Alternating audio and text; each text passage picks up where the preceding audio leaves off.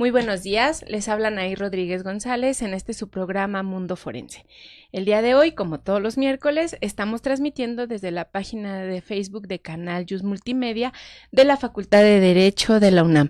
Le queremos dar las gracias a la doctora Sonia Venegas Álvarez, directora de la Facultad de Derecho, a la doctora Irene Emilia Trejo Hernández, que es jefa de la División de Universidad Abierta de la Facultad de Derecho, y a Eduardo Ramírez y al equipo que se encuentra en cabina. Muchas gracias por propiciar este espacio.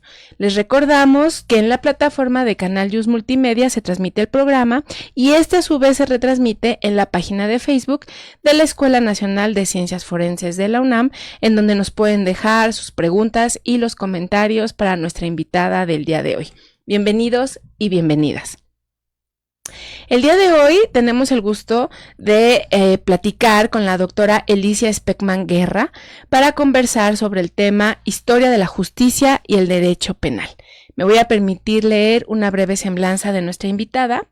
La doctora Speckman es doctora en Historia por el Colegio de México y doctora en Historia por la UNAM. Es investigadora y actualmente directora del Instituto de Investigaciones Históricas de la UNAM. Es integrante del Sistema Nacional de Investigadores Nivel 3 y es integrante del número de la Academia Mexicana de la Historia y de la Academia Mexicana de Ciencias Penales. Integrante corresponsal de la Real Academia Española de la Historia, integrante regular de la Academia Mexicana de Ciencias. Es autora de varias obras, las 4 más recientes son La contribución a la historia de la Facultad de Derecho de la Universidad Nacional Autónoma de México, en coautoría con el doctor Sergio García Ramírez, Penalistas españoles y ciencias penales en México de la segunda mitad del siglo XX, En tela de juicio, justicia penal, homicidios célebres y opinión pública en México, siglo XX, y El derecho a vivir como una mujer amante y amada, Nidia Camargo, su crimen y su juicio, México, década de 1920. Conocer la historia es fundamental para entender el presente y construir el futuro. Nos da la oportunidad de aprender de los errores para crear nuevas oportunidades que aspiren a mejorar nuestra realidad. Desde la antigüedad hasta la actualidad, la justicia penal junto al sentido de justicia ha sido un tema central en la formación y el funcionamiento de las sociedades, además de ser reflejo de la evolución de los valores, creencias e instituciones que han moldado a la humanidad. El día de hoy platicaremos de esto y más con nuestra invitada. Muy buenos días, doctora Zoraida. Buenos días, doctora Speckman. Muchas gracias, Anaí. Gracias por esta presentación y querida Elisa, gracias por aceptar estar esta mañana con nosotras. De verdad es un lujo, un honor, un gran gusto que podamos platicar un ratito juntas. Tú como directora del Instituto de Investigaciones Históricas y aquí desde la Escuela Nacional de Ciencias Forenses, pues con el hospedaje tan generoso que siempre nos da la Facultad de Derecho. Bienvenida. Muchas gracias. Te agradezco mucho la invitación a este programa. Para mí es un honor y un lujo estar aquí. Gracias. Pues forma parte este programa de una serie de programas que hemos diseñado para esta temporada, que es que estamos invitando a varias amigas y colegas directoras, ¿no? Ya estuvo con nosotros la doctora Sonia Venegas, directora de esta facultad. También estuvo Mónica González Contró, directora de Investigaciones Jurídicas. Ya estuvo también con nosotros la doctora Erlinda del ICAT, que es el Instituto de Ciencias Aplicadas y Tecnología. Ahora estás tú y así pensamos seguir por el resto de las semanas con la invitación de queridas directoras, amigas, colegas. Y estamos platicando con cada una y así lo vamos a hacer contigo. Desde la expertise, desde tu expertise, que ya nos leyeron una breve semblanza, lo importante que es tu expertise, cómo se cruza con el mundo del derecho y cómo se cruza con el mundo de las ciencias forenses, que nos interesa. Y la verdad es que es evidente que hay un cruce muy importante, ¿no? Tú te has dedicado al análisis de la historia del derecho penal en México, de la historia de la justicia en México, precisamente en lo que ahora es la Ciudad de México, pero que fue el Distrito Federal, y en algunos casos relevantes, que tú le llamas casos célebres y ya nos explicarás por qué. Pero para iniciar yo quiero hacerte una pregunta, que nos cuentes un poquito más de ti y cómo es que Elisa Speckman llega a esta a interesarse por estas temáticas, a ser investigadora en estas temáticas? Cuéntanos. Claro que sí, muchas gracias. Yo no pensaba estudiar criminalidad. Ajá. Yo ingresé al doctorado en historia con un proyecto sobre mujeres. Sí. Es un salto que parece un poco extraño, yo había estudiado comunidades religiosas femeninas, pero ya desde ese estudio me había interesado mucho la parte legal y la relación con el Estado y la relación con la sociedad. Cuando yo ingresé al doctorado en Historia del Colegio de México, mi proyecto era primero algo de iglesia y después pensé grupos de mujeres. Estudié a religiosas, pues ahora voy cambiando de grupos de mujeres y construyo una historia global sobre diferentes tipos de mujeres. Y entonces, para un trabajo final, pues fui al archivo judicial, que entonces todavía estaba en el archivo vivo en uso del Tribunal Superior de Justicia del Distrito Federal. En Niños Héroes. En Niños Héroes, exactamente. De hecho, fue un problema poder consultarlo porque, bueno, lo primero que me dijeron es que yo no era parte. No tenías y por supuesto que no era parte porque yo buscaba... ya no había partes ya vivas. no había partes, porque en ese momento a mí me interesaba Porfiriato. Entonces, bueno, ya no había partes vivas. En fin, poco a poco logré ver los expedientes y, bueno, ahí me quedé. Pero no con mujeres criminales. Ya me interesó la criminalidad en general y ya mi tesis de historia fue Crimen y Castigo y me acerqué... Como Dostoyevsky. Como Dostoyevsky, exactamente. De hecho, de los primeros artículos que publiqué, ahí robé otro nombre, Las Flores del Mal. Y ahí sí, mujeres criminales. Bueno, en ese libro me interesó el derecho penal, me interesó la justicia, pero con un asomo un poco menos profundo, y me interesaba algo que me ha seguido siempre interesando, acercarme a los patrones y los perfiles de la delincuencia, los perfiles de los delincuentes, pero también a las representaciones, porque ahí lo que me interesaba ver era cómo coexistían diferentes explicaciones de la criminalidad en ese momento y después ver qué pasaba en los tribunales y se estaban discutiendo estas diferentes opciones y explicaciones y hacia dónde estaban yendo las sentencias. Ese fue como mi primer acercamiento. A partir de la publicación de esa obra, tuve la oportunidad de conocer al doctor Sergio García Ramírez. Sí. Él, digamos, conoció mi libro, lo presentó y me propuso como miembro de la Academia Mexicana de Ciencias Penales. Esto ya desde hace más de 20 años. Sí. Ingresé a la Academia Mexicana de Ciencias Penales y claro, poco a poco me fue atrapando cada vez más el tema, pero además me fue interesando cada vez más el presente, porque me apasionaban las discusiones, me apasionaban los asuntos que se estaban ahí planteando y yo siempre me sentía como muy alejada, como bueno, el 19, pero qué tanto impacto, en fin. Y entonces empecé a interesarme por el siglo XX. También, por casualidad, en esos años, me invitaron a fungir como secretaria general académica del INACIP. Me acuerdo de eso. Entonces, todavía más contacto con las ciencias penales en general. Ahí ya me quedó claro que mi vocación era el estudio de las ciencias penales, de la historia de las ciencias penales, siempre con un interés especial en la justicia, pero en general, porque también tengo algunos trabajos sobre cárceles, sigo interesada en criminalidad y siempre me han interesado mucho las representaciones. Bueno, me di cuenta también en esa época que me era importante tener más herramientas metodológicas y teóricas del derecho y entonces decidí entrar a un doctorado en Derecho. Otra vez me acerqué al doctor García Ramírez, le pregunté si me dirigiría mi tesis, aceptó y bueno, pues ya fue una investigación muy amplia sobre justicia en el siglo XX y ya en este libro la sección dedicada al análisis jurídico, bueno, pues es por supuesto mucho más profunda, también la sección dedicada al sistema de justicia, aunque nunca abandono las representaciones y el interés por las prácticas. Muy bien. En ese sentido, pensando que, doctora, nuestro auditorio son estudiantes, ¿no? En su mayoría. Estudiantes de Derecho, estudiantes de Ciencia Forense, evidentemente también personas expertas. Y ahorita que le escuchaba pensando como en esta evolución que ha tenido pues el derecho penal y también la evolución que ha tenido las herramientas que se entrecruzan al momento, por ejemplo, de que se evalúa un caso, de que se analizan pruebas y de que se integran sentencias, pensaba que pues hace unos 20, 30 años, a lo mejor era un poco complicado pensar cómo la historia se entrecruza en un análisis forense.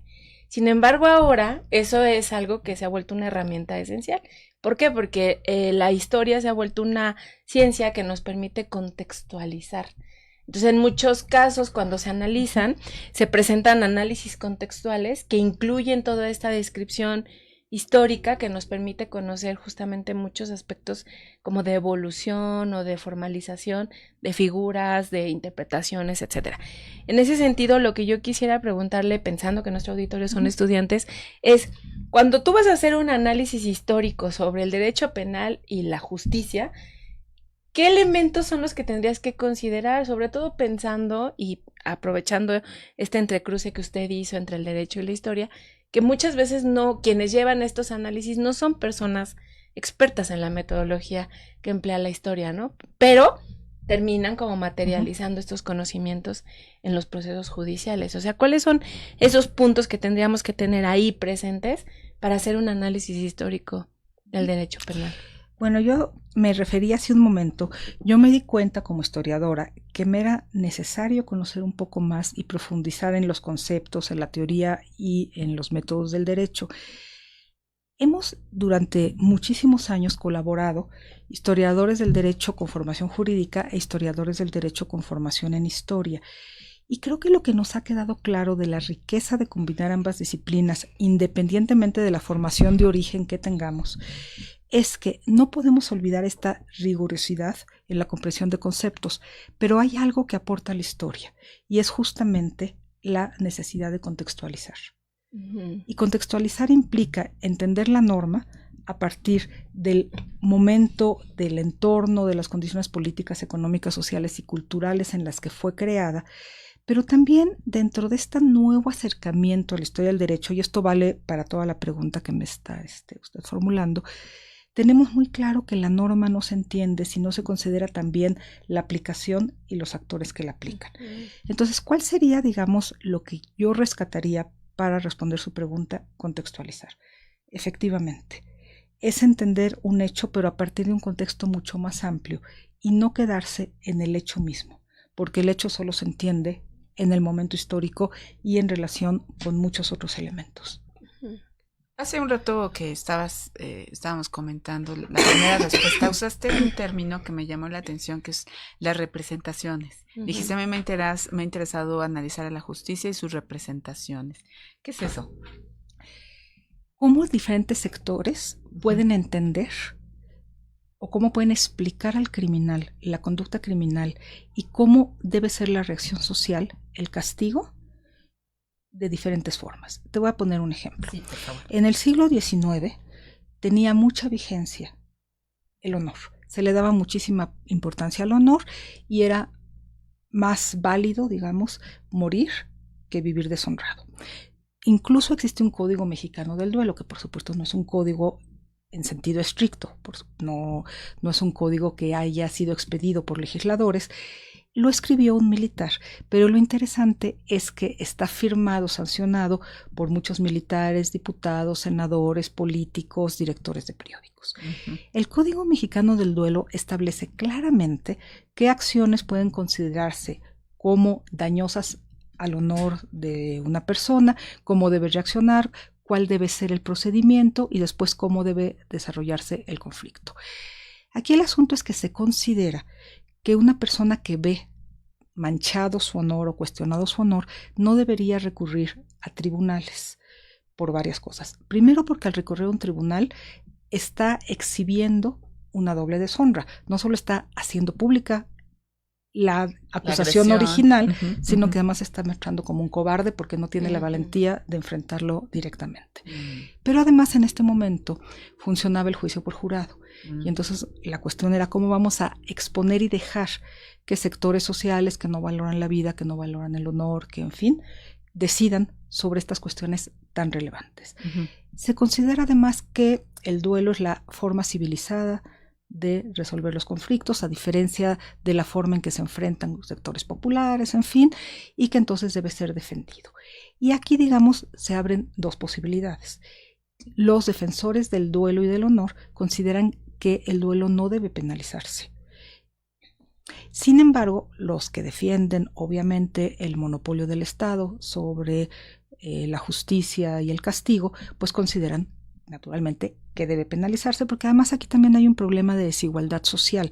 Solo se considera como duelos aquellos en los que intervienen sectores privilegiados, que tienen padrinos, que tienen honor en principio. Y entre pares, ¿no? Y entre pares. Entonces, esta es la discusión.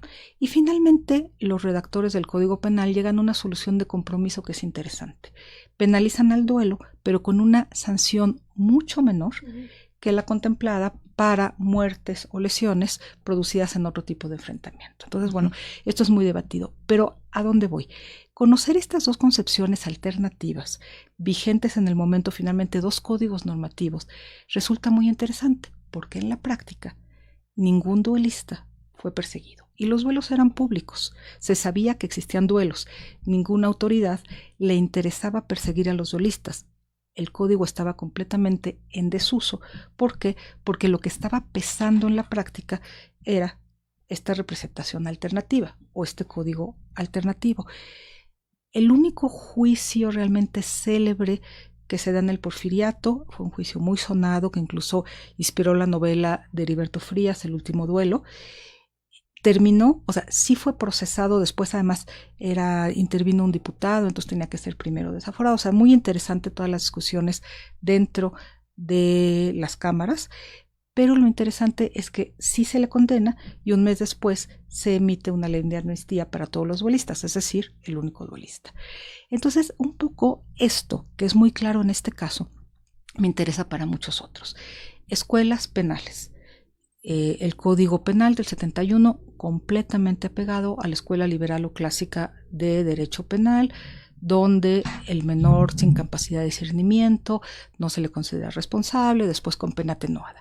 Y sin embargo, la escuela que realmente tenía peso entre los teóricos del derecho, incluyendo pues obviamente juzgadores, era la escuela positivista de derecho penal, sobre todo en su vertiente del determinismo orgánico, que considera pues que por supuesto al revés, los niños desde pequeños que ya delinquen estarían determinados y se van a convertir con el tiempo en criminales más peligrosos.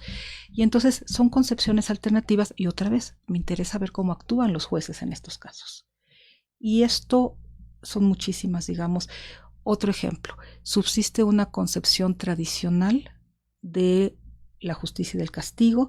Esto una visión mucho más popular que podemos ver en los impresos de Vanegas Arroyo, ilustrados por Posada.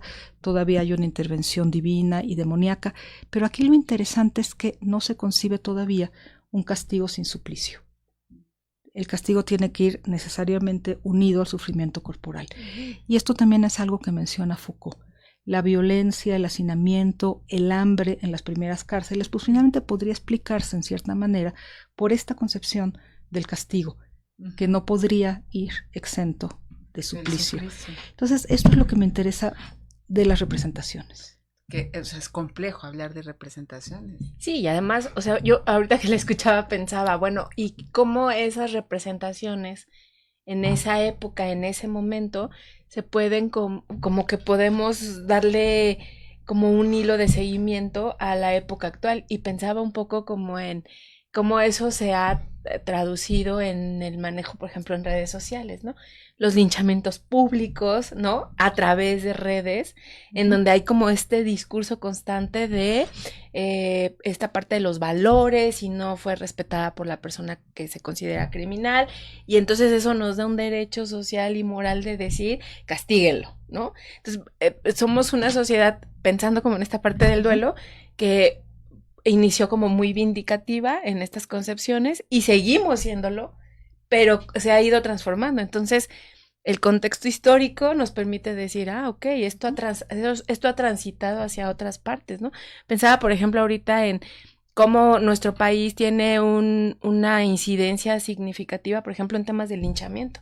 ¿Y qué pasa con ese tipo de casos? Pensando en todas estas representaciones de lo demoníaco, del castigo físico, del suplicio, y cómo se disculpa, ¿no? Y eso es en este siglo, ¿no? No sé, ¿qué piensa como de esa representación y cómo transitó justamente a este periodo actual? Pues sí, efectivamente. la representación, por ejemplo, en el caso del linchamiento. Hay muchas mujeres que eran linchadas por considerarse como brujas. Y entonces, claro, para entender esto habría que ver cómo se concibe a la bruja, cómo se le representa, y entonces se entiende también cómo se actúa contra ella. Entonces, bueno, justamente la representación sería un término amplio, pero podría abarcar diferentes niveles, desde ideas, opiniones, hasta precisamente las representaciones. Y para representación serían un poco estas visiones que se reflejarían mucho más en lo gráfico, en el cine, en fin. Y a mí, bueno, siempre me ha parecido muy interesante. Otro tema que a mí me ha interesado es el juicio por jurado. El juicio por jurado se suprime, hay una muy importante crítica tanto desde la escuela liberal y la cuestión de la posible obstáculo al principio de legalidad, pero también lo habría en ese momento, o lo hubo en ese momento, desde la propia escuela positivista, por la necesidad de especialización de los jueces e individualización de la pena, y entonces tenían que ser jueces profesionales. Pero el asunto es que el juicio por jurado es muy criticado por los especialistas, se suprime y sin embargo perdura muchos años en películas.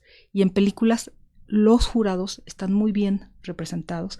Y lo que es muy interesante en las películas, y les estoy hablando de los 50, etapa de oro del cine mexicano, el jurado se suprimió en 1929, es que los jurados siempre actúan bien, pero además siempre actúan como la sociedad del momento y nosotros los espectadores querríamos que actuaran. Claro. Entonces es esta idea de la cercanía del jurado con la opinión, con la sensibilidad, en fin. Sí, sobre eso precisamente quería preguntarte. A ver, cuando se implementó el sistema penal acusatorio en México, estamos hablando del año 2008, nos sentíamos que íbamos a cambiar absolutamente el sistema anterior.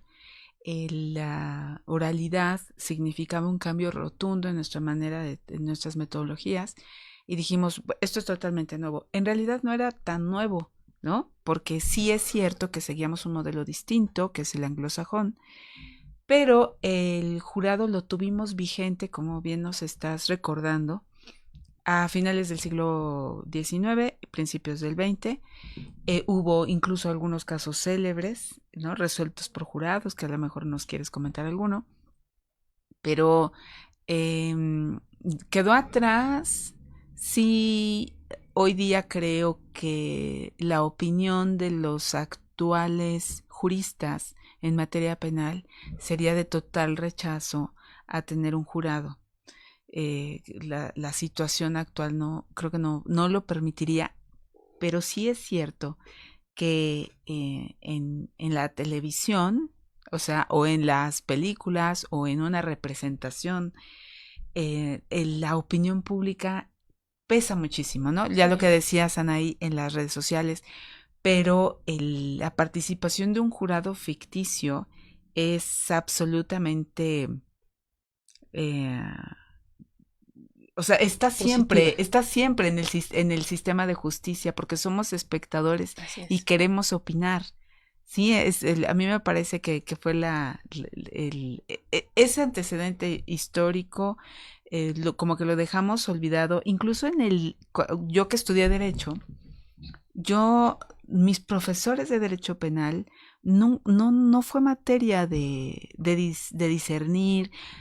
Yo no me enteré que teníamos juicio por jurado, sino hasta mucho tiempo después de haber terminado la carrera, ¿no? Cuando nos pusimos a estudiar que venía este nuevo sistema de justicia, me enteré que, pero es esto que alguna vez tuvimos el esquema.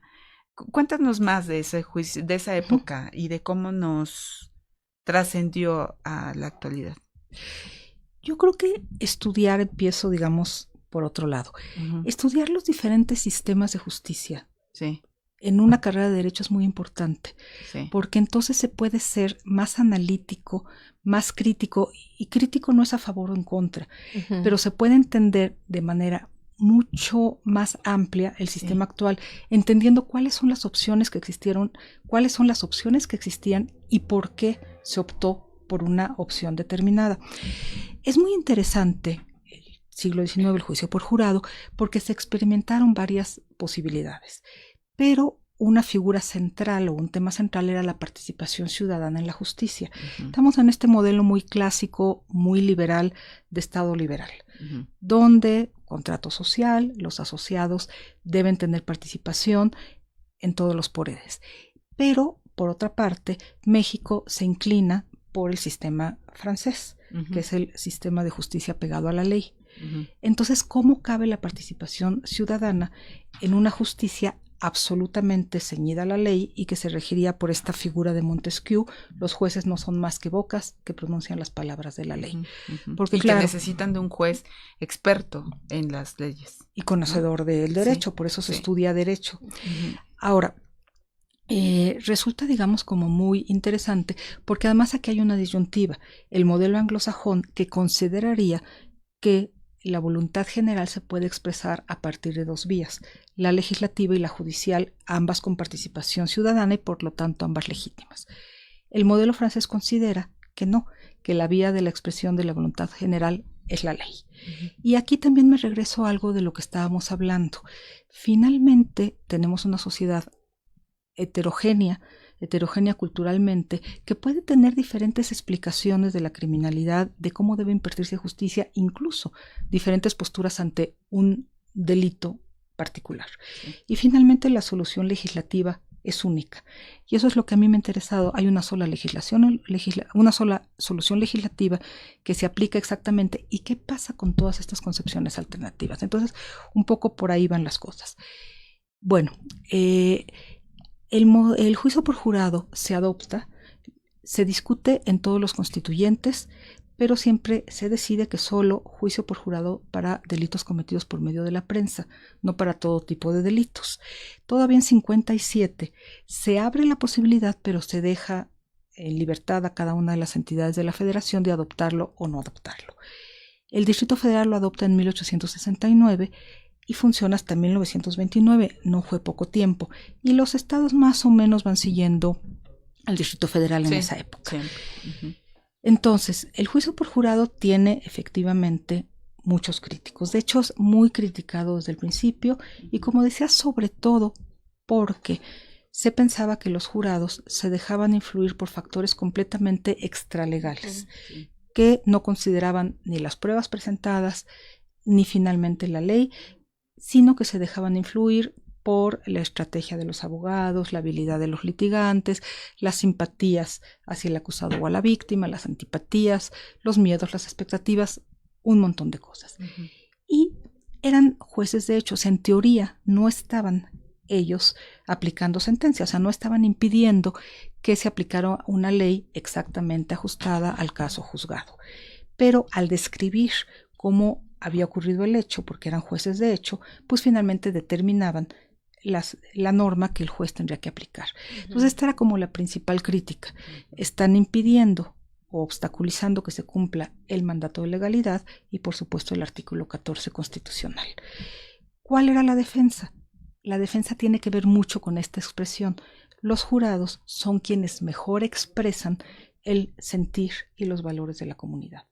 Además, que son individuos cercanos al procesado y el legislador nunca puede conocer las circunstancias particulares ni la realidad social. Pero entonces aquí hay todo un debate sobre qué tipo de juez debe impartir justicia. Y no solo es la cuestión de la oralidad, que es interesante, sino finalmente el perfil de los jueces. La participación ciudadana se cerró en México, pues bueno, durante muchos años, ¿no? Que puede darse también por la vía de la elección, o sea, puede darse por muchas vías. Pero bueno, en el siglo XIX se daba por la participación de jueces legos, que todavía en muchos lugares del país existía, porque además no había jueces profesionales, no había abogados, o por juicio por jurado, que era como el modelo ideal. Se le veía como la manifestación más pura del ejercicio de la soberanía por parte del pueblo, porque en los otros dos poderes participaba por medio de la elección y aquí ejercía directamente justicia. Entonces, bueno, se suprimió por eso, pero es bastante interesante porque además después de esto se decide, digamos, se opta por una justicia impartida por jueces profesionales, es decir, formados en el derecho, pagados por el Estado, pero al principio hay una justicia, estoy hablando del Distrito Federal, una justicia a primera instancia colegiada, impartida por 3 jueces. Los juzgados unitarios se adoptan únicamente hasta 1971. Doctora, y en este análisis como histórico, ¿existe algún ejemplo es que me parece muy interesante estas dos como condiciones que se confrontan? Por un lado, esta parte de la legalidad, ¿no? Del cumplimiento de la norma, de la ley, el apego, pues a todo lo que tendrá que ser el debido proceso. Y por otro lado, la participación ciudadana como esta máxima expresión de la soberanía en un proceso que tiene justamente sus pros y sus contras, pero que pues es interesante reflexionarlo. Entonces, en ese sentido pensaba, ¿existe a nivel como, no sé, algún ejemplo a nivel mundial de un sistema de justicia que haya más o menos resuelto como esos equilibrios o no? Pues yo creo que existen muchos experimentos, pero no me atrevería yo a hablar del presente, porque creo que hay especialistas que conocen mucho más los sistemas de justicia comparados actualmente. Entonces, bueno, me prefiero quedar en la historia, que es la que ¿Y conozco históricamente mejor. ha habido? Históricamente en México esos fueron los experimentos. Okay. Hubo momentos de elección popular de los jueces, aunque los jueces eran formados en el derecho. Esto durante el siglo XIX. En el Porfiriato, primero eran electos jueces, magistrados y ministros, y después se determinó que solamente ministros. Después se regresó ya en el 17 a una elección combinada entre ejecutivo, poder legislativo. Entonces sí, se han ido dando, digamos, solamente en la historia de México, se han ido dando muchos experimentos. Por eso digo que creo que es muy importante conocerlos para comprender finalmente las soluciones propuestas por los legisladores en la actualidad. Pero de esta participación directa de un jurado popular con la participación paralela de un juez como especializado, no ha habido como todavía como un equilibrio, pues, en donde tengas las dos figuras y estén como interactuando de una manera más armónica. Sí, en el sistema anglosajón, lo tenemos en Estados Unidos. El asunto es que el sistema anglosajón le da mucho más peso, y lo vemos, lo conocemos, le da el mismo peso prácticamente a la ley que al precedente judicial, a la ley que a la justicia. Por lo tanto, ahí no hay un funcionamiento tenso. Ahora, hay que recordar además que el juicio por jurado funciona en el momento en que el código opta así como decididamente por la escuela liberal, el fin del arbitrio. De hecho, hay todo un sistema complicadísimo para la aplicación de la pena, donde el juez básicamente palomea, suma, resta, y por esto llega a hablarse de administración de justicia. Básicamente todos los jueces deben llegar a la misma solución uniforme, porque esto sería congruente a la igualdad jurídica. Entonces, por esto la atención, porque estamos en este momento. A lo largo del siglo XX, primero, se va ampliando el margen de arbitrio a los jueces, y segundo, se va también dando cada vez más importancia a la jurisprudencia. Pero el jurado popular no funciona ya en este ambiente, digamos, un poco menos orientado a el fin del arbitrio judicial. Por esto es interesante, porque entonces hay mucha tensión. Habría mucho menos tensión en un modelo anglosajón. Sí. Oye, a ver, para retomar los estudios que has realizado sobre la práctica del juicio por jurado, del jurado. Sí, estuvo vigente durante la época del Porfiriato y un poquito después. Conocía de ciertos delitos, entonces en ese sentido, retomando un poco el comentario, pues sí convivió el juicio por jurados con el juicio que vamos a llamarle así, por parte del juez experto, ¿no? Pero a ver,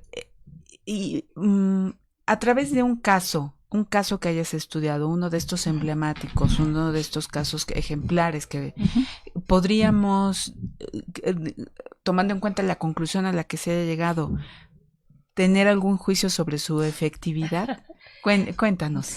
Depende desde qué aspecto a ver tú consideres. Sí. O depende cómo consideremos que debe funcionar la justicia. Muy bien. Porque el mismo caso puede servir para considerar que efectivamente el juicio por jurado es más sensible a la realidad, a la exigencia, al cambio, y desde otro lado podría ratificarse esta impresión de que actúa de manera irracional porque los jurados se dejan guiar por un montón de cosas. Nada más aclarar en la pregunta anterior. El juicio por jurado, los tribunales por jurado son mixtos. Siempre hay un juez profesional, que es el presidente de debates, y que aplica la norma a el veredicto del jurado. Bueno, me han interesado los casos célebres justamente porque me permiten siempre este contraste entre opinión pública. Por otra parte, no siempre se conservan los procesos judiciales. Sí. Y el seguimiento que daba la prensa al juicio por jurado era impresionante. Es la mejor manera de comentarlo, me imagino. Exactamente. Los juicios célebres eran tan célebres que se tenían que repartir boletos antes del juicio porque mucha gente quería participar. Y en uno de los más célebres se colocaron bocinas en las esquinas y sillas en las esquinas y se vendían botanas para quienes estaban escuchando.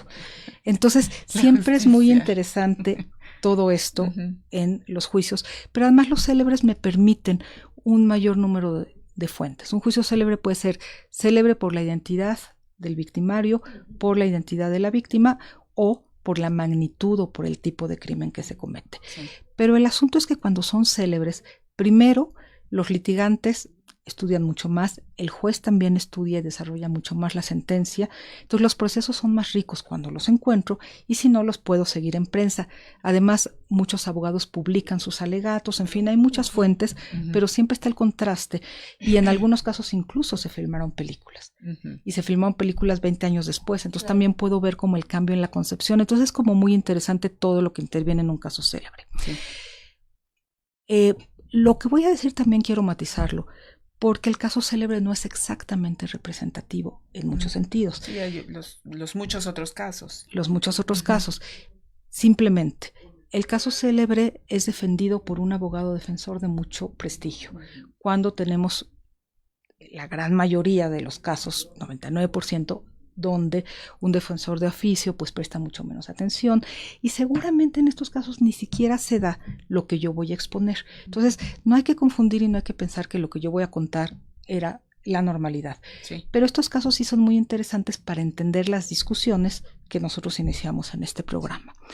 En la década de los 20 hubo una serie de mujeres que mataron a sus esposos o a sus amantes y que resultaron absueltas por tribunales de juicios por jurado. A estas mujeres se les conocía en la época como las autoviudas. Bueno, es muy interesante porque eran juicios que atraían tal atención que litigantes, abogados, intelectuales conocidísimos del porfiriato y por sobre todo esto con una habilidad impresionante, que habían salido al exilio en el porfiriato o con Huerta, habían regresado a México, tenían despachos particulares y claro, estos juicios les servían como foco, primero para poder criticar al gobierno y seguir teniendo un margen de acción y segundo, pues naturalmente para conseguir clientes para sus despachos. Entonces, defendían gratuitamente a estas mujeres. Hay varios casos, hay uno de ellos muy interesante. Querido Moeno es el gran litigante y era un hombre realmente de una habilidad y una inteligencia.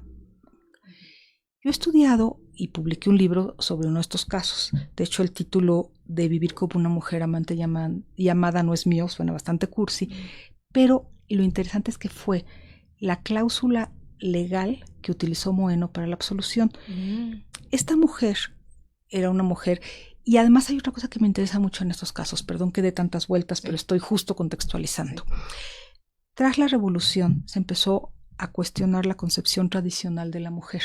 Esta concepción de la separación de esferas, la mujer dedicada únicamente al hogar y al cuidado de los hijos, la posibilidad del divorcio, todo esto empezó a cuestionarse. Las mujeres participan activamente en la revolución, pero además, justamente en esa década, se empieza a conceder voto municipal, las mujeres empiezan a tener mucho mayor espacio en la educación, en algunos puestos o tareas antes reservados únicamente para hombres. Y entonces este debate sobre cuál debe ser el papel de la mujer en la sociedad y en la familia se reproduce en cada uno de estos juicios. Entonces, esta mujer, como las otras, se divorcia, estudia cosmetología en Europa, entonces no es una mujer ya tradicional. Regresa vive en una pensión con sus 2 hijas y se enamora perdidamente de un cónsul chileno. Este cónsul chileno, bueno, representante diplomático, en realidad no era cónsul, le promete que pongan un laboratorio juntos. Y entonces montan un laboratorio, pero a él le parece muy buena idea que finjan que el consultorio y todos los cosméticos eran preparados por un médico japonés. El médico japonés no existe, por supuesto, y quien preparaba todo en las noches era Nidia, porque en el día tenía que atender el laboratorio, recibir a la gente, limpiar. Estaba exhausta y este hombre pues se pasaba en fiestas gastándose el dinero. Pero lo peor es que el laboratorio y todas las patentes y las recetas estaban a nombre de él. Entonces ella estaba desesperada y en un momento dado piensa suicidarse y matar a sus hijas. Va a matar a sus hijas y suicidarse después. No puede y entonces regresa con la pistola que llevaba, regresa a su casa, espera que él llegue. Aquí hay 2 versiones. Ella dice que llegó a acostarse, que no llevaba la pistola para matarlo, que seguía la pistola en su abrigo. Y bueno, la versión del fiscal es que obviamente llevaba la pistola porque había pensado matarlo. Bueno, el asunto es que discuten, él se ríe de ellos, se burla, ella dice que con esas sonrisas que hieren como una puñalada, y lo mata. Bueno, es muy interesante porque en estos casos los fiscales, primero nunca se pedía una pena correspondiente, una sanción correspondiente a homicidio calificado, a pesar de que en todos los casos pudo haber sido considerado como un homicidio calificado. Ellos solicitaban homicidio simple.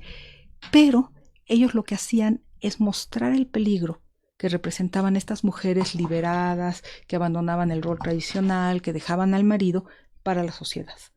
Y entonces pedían al jurado, así explícitamente, ustedes no están por condenar a una mujer, sino por decidir la suerte de todas las mujeres mexicanas. Y los defensores, bastante hábiles, recurrieron a varias estrategias. En este caso, Moeno recurrió al nacionalismo. Y entonces mostró cómo este diplomático chileno se había burlado de varias mujeres, las había abandonado, en fin, ¿no? Y pidió a los mexicanos, al jurado, que no habían estado ahí cuando todas estas mujeres habían sido ultrajadas, pero que ahora defendieran a Nidia Camargo, y la mostró como heroína nacional, vengadora de todas las mujeres mexicanas que desde la conquista habían sido ultrajadas por extranjeros. Terminó cantando el himno nacional, el público, todos cantaban el himno nacional y lloraban.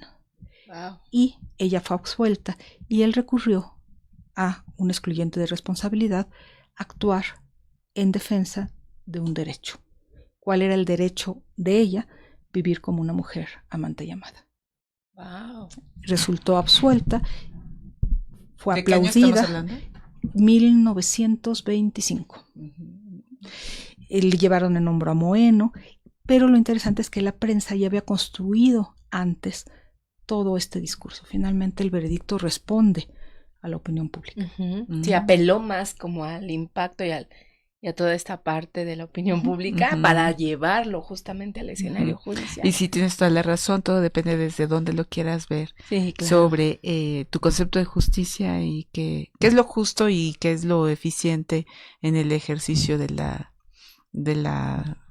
administración de justicia, que me parece muy ilustrativo lo que nos acabas de decir. De ahí nace la palabra, el llamarle administración, tendría que llevarnos al mismo resultado en todos los casos.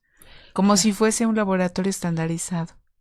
Y por supuesto que estos casos sirven a los detractores del jurado para decir, oigan, ustedes están liberando a una homicida confesa. Sí. Pero también que estarían mostrando que el jurado actuó conforme al sentir y a sí, claro, un contexto social armado, ¿no? O sea, porque ambos contextos podrían haber sido igualmente eficientes.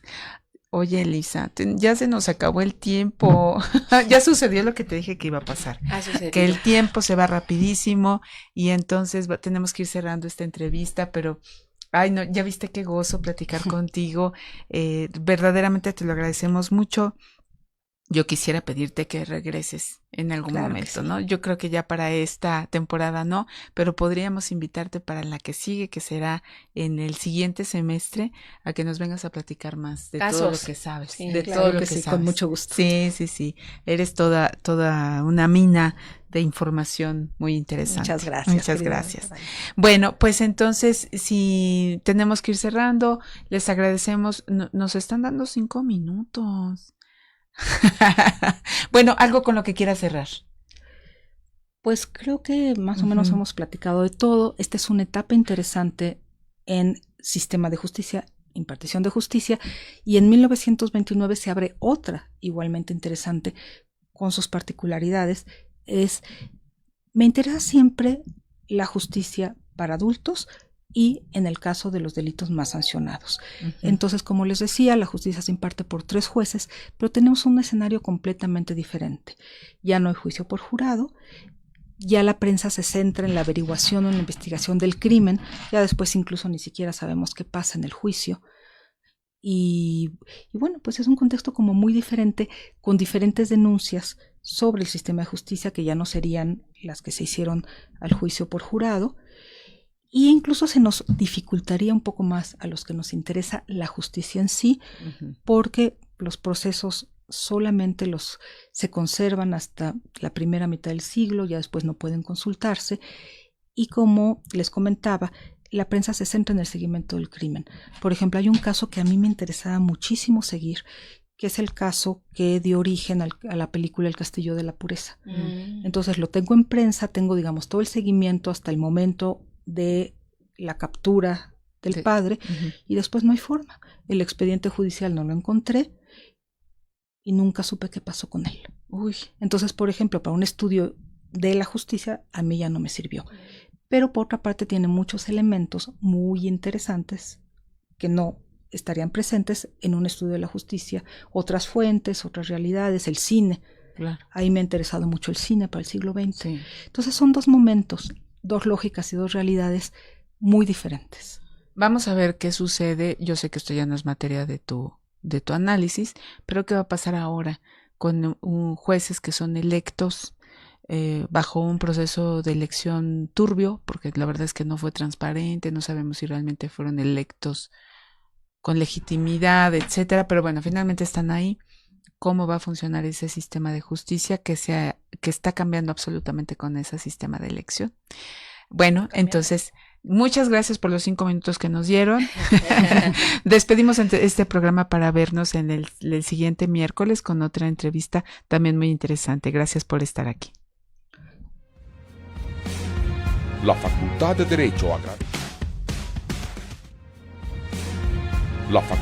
Derecho agradece a quienes realizaron este programa, conductores, invitados y productores, quienes participan de manera honoraria. En News, Canal Multimedia, Derecho a tus oídos.